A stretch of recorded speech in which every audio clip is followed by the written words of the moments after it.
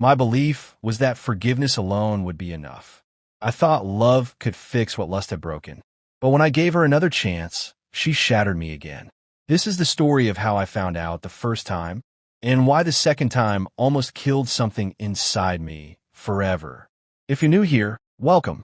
And to my amazing subscribers, thank you for always showing love.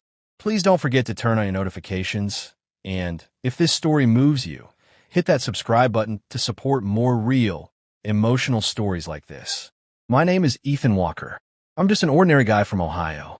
I sell insurance, pay my bills on time, and I believed in one thing more than anything else in this life: my wife. Her name is Melanie.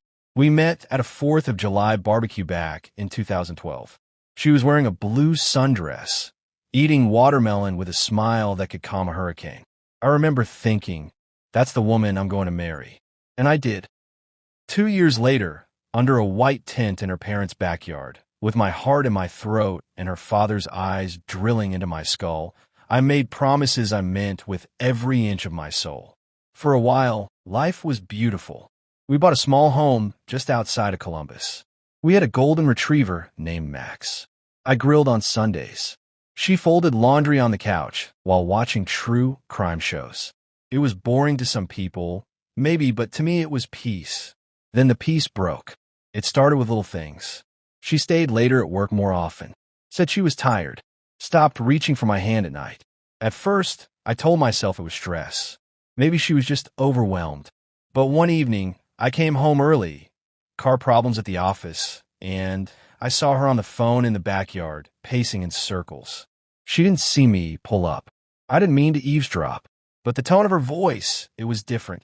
Soft, flirty, like the woman I used to know. And then I heard it. She laughed, that laugh, and said, "I missed last night already. You make me feel alive again." I stood there frozen. Let my body knew before my mind would accept it. When she came inside, I asked her how her day was. She lied to my face, said it was long, boring, full of emails. She kissed me on the cheek and went to shower. I felt that kiss burn like acid on my skin. I wanted to be wrong. I begged in my mind to be wrong. That night, I waited until she fell asleep. Then I opened her phone, something I swore I'd never do in marriage.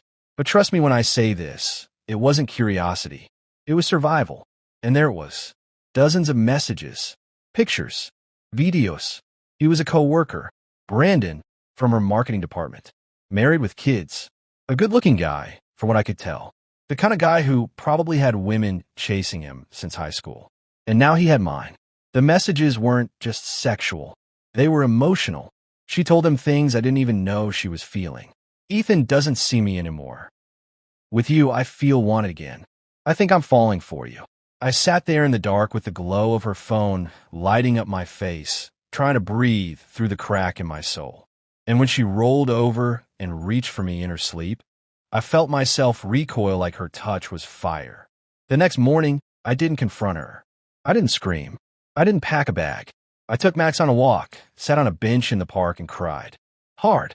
The kind of cry that makes your chest shake and your throat close up. The kind of cry no man wants another man to see. That night, I finally told her I knew. She broke down, said it was a mistake, that it started during a rough patch, that she never meant for it to go that far. I asked her how many times. She said 6. In our bed twice. That's what gutted me most. Not the affair itself, but the location. The same sheets we made love in. The same mattress we held each other on during storms, cried together after her miscarriage, planned baby names. He had been there too. She swore it was over, said she'd blocked him, deleted everything, begged me to stay, told me I was her real home. I wanted to leave. I really did. But instead, I stayed. Maybe I was weak. Maybe I was still in love with who she used to be. Maybe I believed, deep down, that forgiveness was stronger than failure. But what I didn't know was this.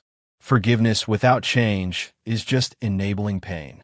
The morning after I confronted her felt like walking through smoke after a fire. The house was quiet, too quiet, the kind of silence that presses against your chest. I sat at the kitchen table, staring into black coffee that had long gone cold. My eyes were swollen. I hadn't slept. She was upstairs, in our bed, crying into a pillow she once called her safe place. I heard her come down the stairs. Slow, careful, like she was scared of breaking something even more than she already had. She stood in the doorway of the kitchen like a ghost. Her hair was a mess. Her eyes were red, and her voice was small when she said, "Can we talk?" I didn't say anything. I just stared at her. But she sat down across from me anyway.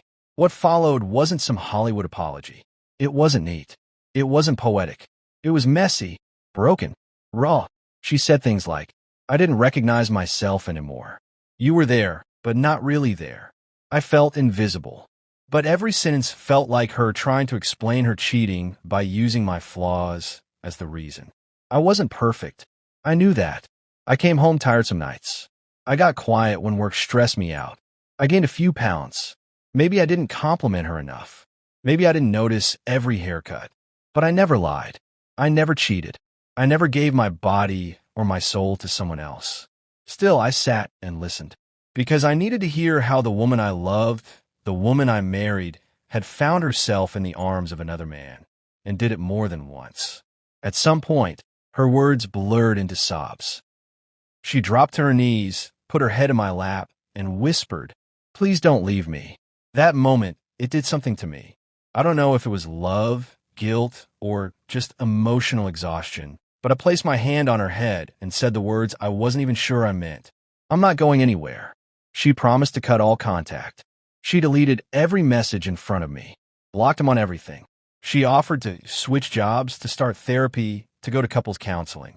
And for a while, I believed her. We started therapy. We had long, hard talks. She cried often. I barely did. I was numb most days, like I was moving through life underwater. But slowly, things got better. Or they seemed to. We started holding hand again on walks. She started cooking dinners like she used to, lasagna on Fridays, her mother's roast chicken on Sundays. We even started laughing again during shows we'd once shared. She left me notes on the bathroom mirror. "You're still my home. Thank you for giving us another chance. I love you. Only you." I wanted to believe it. I needed to, because if I didn't, I'd have to admit the truth I wasn't ready to face. That something inside me had changed forever. Trust isn't like a light switch. You don't just flip it back on. It's a slow rebuild, brick by brick. But even then, the cracks stay.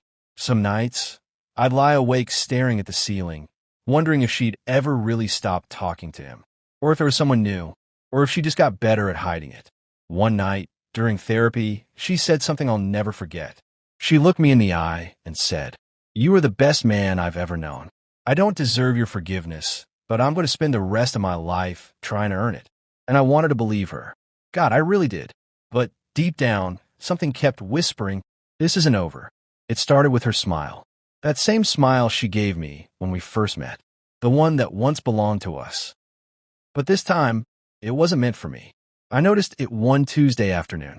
She was on the phone, laughing in a way I hadn't heard in a long time, light, flirty, like she was being tickled from the inside. When she caught me watching, her face stiffened. She ended the call quickly, too quickly, and said it was her cousin from Texas. Except her cousin lives in Ohio, and we don't speak to her anymore. That night, I checked the phone bill. I felt sick doing it, like I was betraying myself, becoming the paranoid man I swore I'd never be. But I had to know, and there it was. A new number, repeated calls, texts, all at strange hours. Midnight, 6 Uhr morgens. Lunchtime, the name next to the number, work friend. I confronted her the next morning. I didn't yell. I didn't even raise my voice. I just asked, "Who's the new guy?" She didn't deny it. She didn't lie. She didn't cry this time. She just stood there, arms crossed, eyes cold, and said, "It wasn't supposed to happen again." That sentence crushed me more than the affair itself. Again, she admitted it like it was a relapse. A bad habit, like infidelity was her addiction, and I was the rehab she kept walking out of. "I was doing so well," she whispered. "But you were pulling away again. You weren't present. You weren't with me." There was again blame. I had forgiven her. I had let her back in. I had made love to her again in the same bed she once defiled. And she still chose to betray me. But what made it worse, what broke me down completely, was when I asked, "Was it in our bed again?" She hesitated, just for a second, and that silence, that pause, answered everything. I fell to my knees, right there on the living room floor. My breath was gone. My stomach churned. I felt like I was drowning in betrayal. I remember the night before, how we had cuddled in that bed, how she kissed my neck and told me she was grateful, how she had whispered, "I love you, baby." And now I knew. He had been there too, in our bed, our sacred space, the place where we created memories, dreams, and even life. Now tainted, polluted, broken. She tried to touch me, but I flinched. I told her to leave. She said, "I don't want to lose you." I said, "You already have." She packed a bag. Just one. I didn't stop her. As the door shut behind her, the silence felt different this time. Not heavy, not suffocating, but empty, like something had died. And maybe something had. The house was too quiet without her. Not the peaceful kind of quiet. Not the kind where you light a candle, pour a glass of wine, and exhale. No, this quiet was heavy, awkward. It followed me from room to room like a ghost. Her absence screamed louder than any argument we'd ever had. The bed was too big now, the kitchen too clean. Even the laundry basket stayed empty for days. At first, I thought I'd feel a sense of freedom after she left. Relief, even. I expected to sleep better, eat better, think clearer. But grief doesn't work that way. Not when it's tangled up with love and betrayal. I couldn't eat, couldn't sleep, couldn't look at myself in the mirror without asking the same question every time. How the hell did we get here? Friends started to notice. My best friend, Eric, came over with beer and pizza one night. He tried to talk sports, tried to laugh it off like we were in college again. But I wasn't in the mood. "You should have left the first time," he said bluntly. "You gave her grace, and she threw it back in your face." I knew he was right, but it didn't make it hurt less. A few days later, she texted me. Just one line. "I miss home." Home. She still had the nerve to call this home. This place she had tainted with secrets and moans meant for someone else. I didn't reply. The next morning, there was a letter at the door. Handwritten, 10 pages. I didn't read it. Not then. I wasn't ready. I started therapy. Not for us, just for me. I needed to find myself again. The man I was before all this. Or maybe someone entirely new. I told the therapist about everything. The first affair. The forgiveness. The second betrayal. The silence. And she said something I'll never forget. "You didn't lose her. She lost you. You just haven't caught up to that truth yet." It hit me like a punch in the chest. That night, I finally read the letter. She wrote about her shame, her guilt, how the second time wasn't planned, how the man made her feel wanted again, how she hated herself for falling again. "You made me feel safe," she wrote, "but he made me feel alive." That sentence tore through me like glass. So safety was boring. Love wasn't enough. I almost set the letter on fire. But instead, I folded it and tucked it in the drawer with the wedding photos I hadn't been able to throw away yet. A week passed. Then two. One morning, she showed up at the door. No box, no muck-up, just raw eyes and trembling hands. "Can I come in?" I didn't answer right away. Part of me wanted to slam the door. But another part, the part that still remembered her laugh, her warmth, her hand in mine during winter nights, that part hesitated. I stepped outside instead. She stood there shivering. "I've lost everything," she said. "You were everything." For once, I didn't cry. I just said, "Then why wasn't I enough?" She didn't have an answer, because there wasn't one. We sat on the front porch in silence for a long time. She didn't push. She didn't beg. She just sat there with me, like she used when we first bought the house. Back when everything still felt possible. But now everything felt fragile. I stared out at the street, at the empty space where our mailbox used to lean before the winter storm knocked it down. Funny, how something can fall and no one bothers to fix it. That's what we were. Knocked over. Weather-beaten. Still standing, but barely. "I don't expect you to forgive me," she finally said. "I just wanted you to see my face when I said I was sorry." And there was again. Sorry. A word too small to hold the weight of what she'd done. But somehow, it didn't feel meaningless this time. It felt honest. We talked. About everything. Her childhood wounds. My emotional distance. The fear we both ignored. The needs we never spoke about. We pulled the truth out like weeds, one by one, until all that was left was the broken soil beneath. I betrayed you, she said. Twice. I don't deserve a third chance. And she didn't. But the truth was, I still loved her. Even after the lies. Even after the bed that still smelled like someone else. Even after the nights I curled up alone, screaming silently into my pillow. I still loved her. But love isn't enough on its own. Not anymore. So I asked her, why do you want to come back? She looked at me with eyes that had cried too much.